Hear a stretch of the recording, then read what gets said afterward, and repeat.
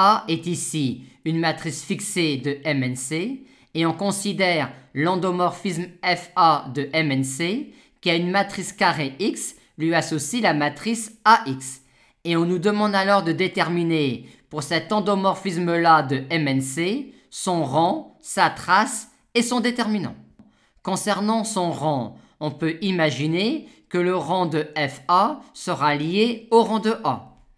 Mais dans la matrice A, son rang n'apparaît pas. Aussi va-t-on dire que A est équivalente à la matrice JR, la matrice JR étant la matrice de MNC dont tous les coefficients sont nuls, sauf les R premiers coefficients de la diagonale qui valent tous 1. Et on aimerait maintenant relier FA à FJR. Et pour cela, on aimerait relier F d'un produit à la composée de F. On a alors tout de suite cette relation-là. Par conséquent, FA est ainsi lié à FJR.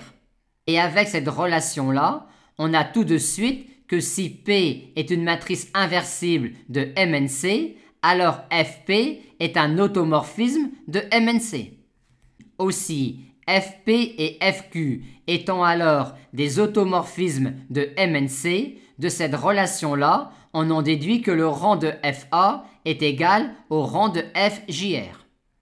Et maintenant, pour déterminer le rang de FJR, étant donné que la matrice JR est sympathique, on va calculer F de JRX pour n'importe quelle matrice carrée X de MNC, ce qui nous donne cela.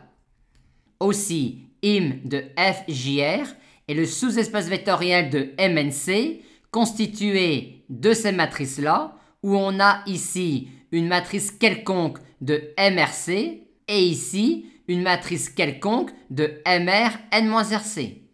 Par conséquent, le sous-espace vectoriel de MNC constitué de ces matrices-là est de dimension R carré plus R fois n-R, à savoir NR, qui est donc le rang de FJR et qui est donc finalement le rang de FA, où R désigne le rang de A.